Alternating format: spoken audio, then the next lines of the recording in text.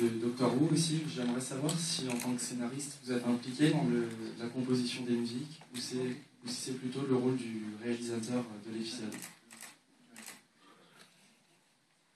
Well, I think it's up to the composer. And in the case of Doctor Who and Sherlock, we've got Murray Gold for Doctor Who and David Arnold, Michael Price for Sherlock, and they're brilliant. I mean, they are properly world-class brilliant. And I'm going to be honest, I'm rubbish at music. I'm terrible at it. And so I don't get, I'm awestruck by what they do. And I clap along, but I wouldn't say that any of my musical insights have been powering their imaginations. The director is more involved than I am in the music, certainly. But, you know, with those guys I just mentioned, they don't need a lot of help, you know. My contribution, and indeed the director's contribution, is mostly giving them stuff to write to, I suppose.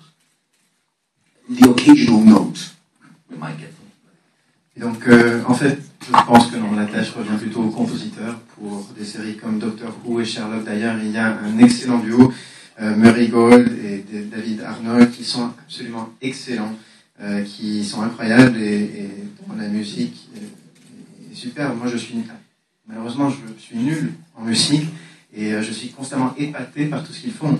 Le metteur en scène peut effectivement donner des suggestions aux compositeurs, mais non, franchement, ces deux hommes sont absolument merveilleux à ce qu'ils font, et donc au mieux, le metteur en scène leur donne quelques petites suggestions, surtout le metteur en scène a la tâche, et nous avons la tâche de créer quelque chose, une tapisserie à laquelle ils peuvent ensuite rajouter leur musique. Est-ce que vous pourriez nous parler un peu plus de votre interprétation de James Moriarty en tant que personnage par rapport à l'interprétation que vous faites de Sherlock et aussi de l'acteur qui l'interprète, Bruce Watts?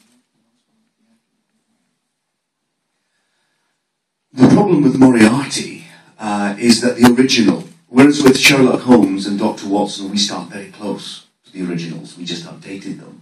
The problem with Moriarty is that every single supervillain since Doyle wrote him is basically a rip-off of Moriarty. They all talk like him. They all have the same mannerisms as him. You read The Final Problem, it's practically Goldfinger. So there's no way of doing Moriarty now as he was then without him being a walking cliche, even though he's the original. Just like you could have used Hamlet of being full of quotes. So we elected to go a very different, sort of psychotic, scary way. We came by Andrew because we knew we wanted someone to... Moriarty wasn't originally in The Great Game, only in the part of Gay Jim, the guy who comes around the lab, who turns out later to be Moriarty in disguise. We had to cast someone to play that part, who could then be Psycho Moriarty later. So we wrote an audition piece for Moriarty. Andrew Scott played it so brilliantly, we decided to write the audition piece into the actual film, and that became the swimming pool scene at the end of The Great Game, which wasn't originally there. En fait, le problème avec Moriarty, c'est que Moriarty est un personnage qui n'a jamais vraiment été changé, c'est vraiment un personnage original, tandis que Holmes et Watson, nous avons commencé avec les idées d'Arthur Conan Doyle, mais nous les avons modifiées quand même un petit peu. Alors, le problème, c'est aussi que par rapport à Moriarty, tous les méchants des films, d'œuvres, sont des copies conformes, en pire, en plus faible, de Moriarty. Donc, on peut par exemple regarder les films de James Bond, où le méchant, Goldfinger, est effectivement une copie quasiment exacte de Moriarty. Donc si on avait essayé de reproduire Moriarty tel que dans les œuvres de Conan Doyle, ça aurait été un cliché atroce. Donc ça aurait été comme citer Hamlet par la bouche d'un autre personnage. Donc on a voulu créer un autre Moriarty, plus psychopathe, et nous avons travaillé avec Andrew. Andrew, en fait, on l'a trouvé au départ dans l'épisode Le Grand Jeu, il n'y avait pas de rôle de Moriarty. Moriarty n'était pas là. Par contre, il y avait bien un personnage dans l'œuvre qui s'appelait Gay Jim et qui avait simplement un passage au laboratoire. Et il fallait, et dans l'œuvre initiale, cela révélait que c'était, à vrai dire, Moriarty, mais on l'apprenait plus tard. Alors, il a fallu qu'on puisse construire cela, et c'est d'amener cela au rôle de Moriarty, psychopathe. Et comme Andrew Scott a joué de manière tellement parfaite le rôle quand il est venu, on a décidé d'incorporer son rôle, de lui donner un rôle plus important, et c'est là que nous avons eu la scène de la piscine à la fin du grand jeu qui n'existait pas à l'origine. J'avais une question. Donc c'est au nom du forum BBC Sherlock France. On se demandait en fait si, à votre avis, qu'est-ce que Sherlock aurait pu offrir à John dans la scène de Noël?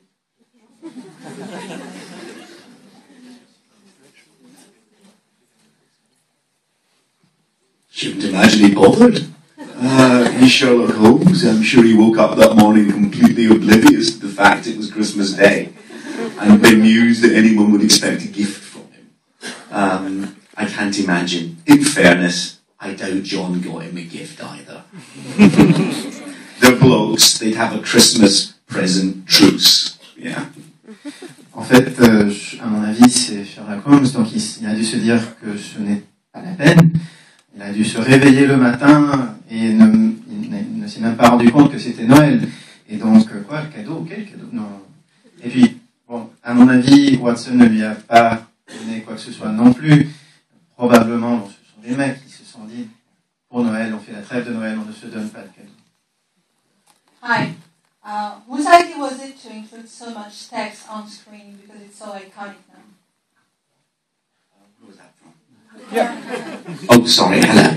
Ça serait bien si vous leviez la main quand vous posez une question, parce que comme ça, ça permet de nous repérer.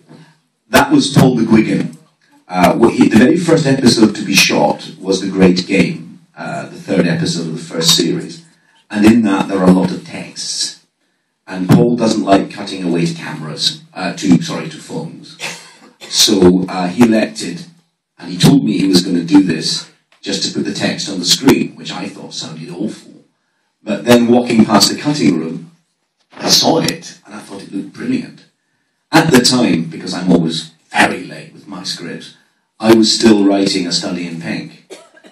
And I loved it so much, I wrote it in as to use during the Pink Lady deduction scene with you seeing Sherlock's heads-up display of all the things he's seeing. So I slightly expanded Paul's brilliant idea. Now, of course, everyone's at it. We're all trying to find new ways to use that text on screen. But 99% of the credit, I have to say, goes to Paul McGuigan.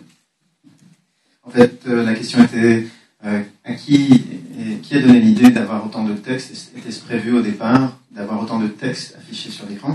Et donc la réponse, c'est que c'était au fond l'idée de Paul McGuigan, qui donc en fait a vu que dans le script, dans le scénario du grand jeu, il y avait beaucoup de textes. Et il n'aime pas changer d'image pour montrer les textes. Donc il a proposé de mettre les textes à l'écran, de les afficher directement. Et au départ, ça m'a paru une idée un peu saugrenue, mais je suis passé par la salle de coupage. À un moment, j'ai vu l'effet et j'ai trouvé ça génial. Et comme j'ai tendance à rédiger, à écrire des scénarios assez tard, malheureusement, du coup, j'étais encore en train de travailler sur une étude en rose qui est la dernière, qui est le premier épisode de la première série, mais en fait le dernier épisode à avoir été filmé. Et donc, on a vu ce que ça faisait. On avait par exemple des déductions, la période où, dans l'épisode où Holmes est en train de regarder la scène avec le corps habillé en rose.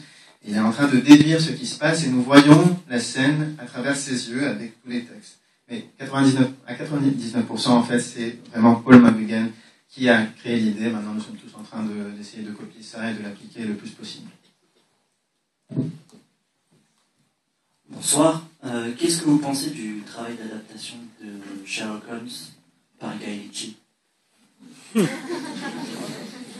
Merci d'avoir posé cette question. J'en ai une autre aussi, moi perso, un peu plus retors, mais je la préfère pour la fin.